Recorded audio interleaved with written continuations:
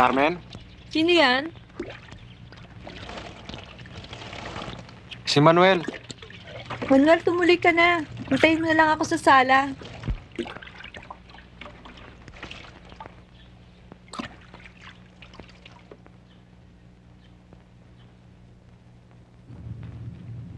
Mabuti na lang dumating ka, Manuel. Marami akong ikikwento sa'yo eh. Tungkol saan? Tungkol sa... Manuel, pakisara mo naman tong likod ko. Manuel, tulungan mo naman ako.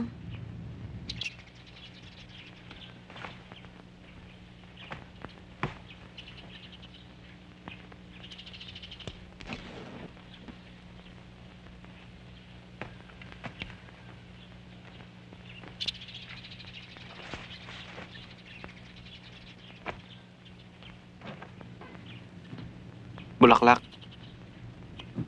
Salamat. Ano nga pala ikukwento mo?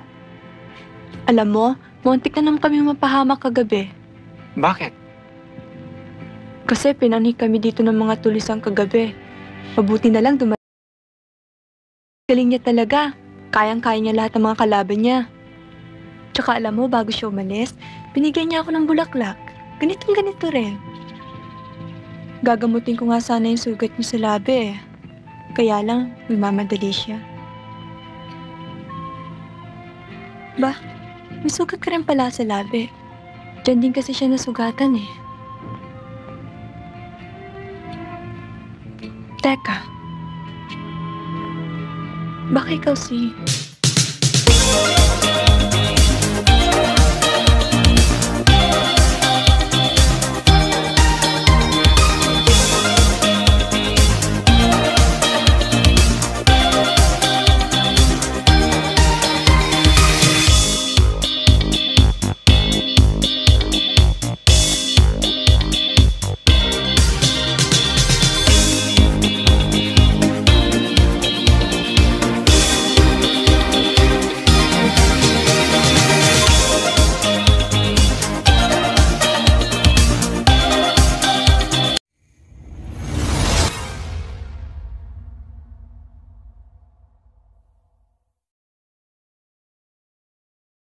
Isang paalala. Ibig ko lamang pong ipabatid sa mga taga-subaybay at manonood ng munting channel ko, na ako po ay hindi eksperto.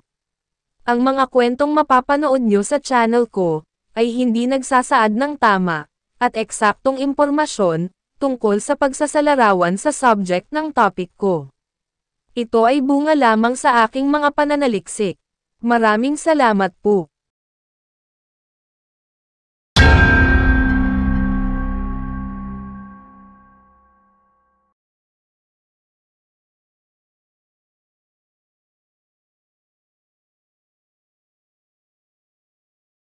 Si Josephine Manuel, ay isang dating aktres sa Pilipinas, na sumikat noong dekada 80. Kilala siya bilang isang sexy star, at gumanap rin sa mga drama, at pelikulang aksyon. Ngunit ang kanyang buhay, ay hindi lamang puro tagumpay sa industriya ng pelikula. Sa katunayan, ang kanyang kwento, ay isang halimbawa ng pagbagsak mula sa kasikatan, tungo sa kahirapan at paghihirap sa kalusugan ng pag-iisip. Si Josephine Manuel ay ipinanganak, noong December 15, 1961. Isa sa mga naging karelasyon ni Josephine Manuel, ay ang dating PBA player, na si Arnie Twadless, subalit hindi naiulat, kung paano sila nagkahiwalay, at kung hanggang kailan sila nagsama, bilang magkarelasyon. Nagsimula ang kanyang karera noong 1978, sa pelikulang, Napoleon Agra, na pinagbibidahan ni Ramon Revilla Sr., kung saan, siya ay 17 taong gulang pa lamang. Naging leading lady siya ng mga dekalibre at kilalang action stars noon, gaya ni Lito Lapid, Rudy Fernandez, Dante Verona, at Anthony Alonzo. Nakasama rin niya sina Fernando Poe Jr., at Vilma Santos, sa ilang proyekto. Sa kanyang halos isang dekada sa industriya, nakagawa siya ng mga dekalibreng pelikula, tulad ng mga sumusunod.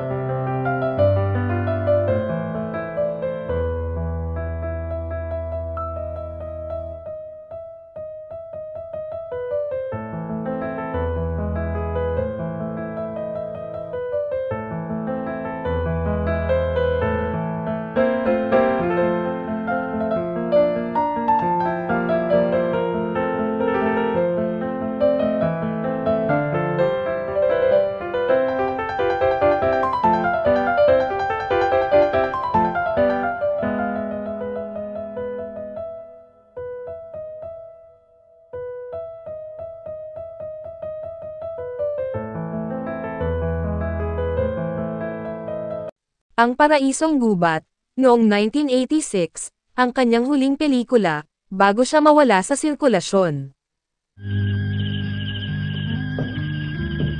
Nakakaya naman sa'yo. Pinuyat na kita. Tapos, ikaw pa nagati sa akin. Ikaw naman para yun lang. Sanay naman ako sa puyat eh. Kabuti nga ito para sa akin eh. Dahil may nakakausap ako pag ganitong hindi pa ako nanto. Aba, hindi.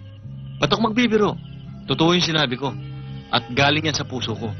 O sige, kung talagang mahal mo ako, sumumpa ka. Matapos ang kanyang karera sa pag-aartista, si Josephine ay nagkaroon ng depresyon, at nakaranas ng mga paghihirap sa buhay. Naging palaboy siya sa kalye, at nanirahan na lamang sa lansangan. Ilan sa mga kadahilanan, kung bakit nawala ang katinoan ni Josephine Manuel, ay maaaring problemang financial, dahil mula nang mawala sa showbiz si Josephine, ay wala na rin siyang ibang pinagkakakitaan pa. Isa rin sa mga dahilan, ay maaaring sa pag-ibig. Ayon pa nga sa kwento ng kapatid ni Josephine Manuel, na si Vilma Kat-ama, ay minsan na rin daw itong nakulong, sa hindi na lamang kadahilanan. Ang mga pinagdaan ng hirap sa buhay ni Josephine Manuel, ang maaaring naging sanhi ng kanyang kalagayang pangkaisipan, ngayon. Si Liz Alindogan, isang dating aktres din, ay nagsabi na nagtrabaho si Josephine bilang kanyang kasambahay, mga ilang taon na ang nakakaraan. Inilarawan ni Liz Alindogan si Josephine, bilang tahimik, ngunit napansing may kakaiba, sa kanyang pag-uugali. Sinubukan ni Liz na tulungan si Josephine, na bumalik sa pag-aartista, ngunit tumanggi ito. Ayon sa kanyang kapatid na si Vilma Kat-ama, nakita niya si Josephine, sa kahabaan ng EDSA Cubao, 2 taon na ang nakararaan. Sinubukan ni Vilma na tulungan si Josephine, ngunit ayaw nitong sumama sa kanya. Si Vilma ay nanawagan ng tulong, upang matagpuan ang kanyang kapatid.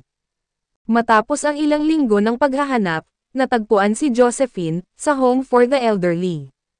Isang social worker ang nakakita sa mga ulat tungkol sa kanya, at nakipag-ugnayan sa kanyang pamilya.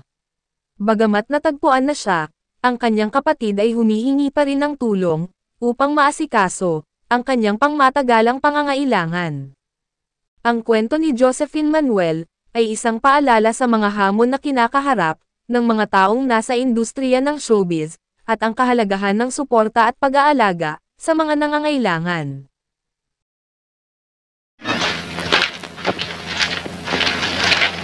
Hello? Nino? Kanina pa ako rito eh. Ano? Tuloy ba tayo mamayang gabi? Natatakot ako eh. Eh, paano yung usapan natin? Oo nga pero baka isumpa ako sa amin eh. Tsaka, si Kuya Mando. Tulor, wala na ibang paraan. Kung talagang mahal mo ko, sumama ka sa akin. Pakakasal tayo. Ano?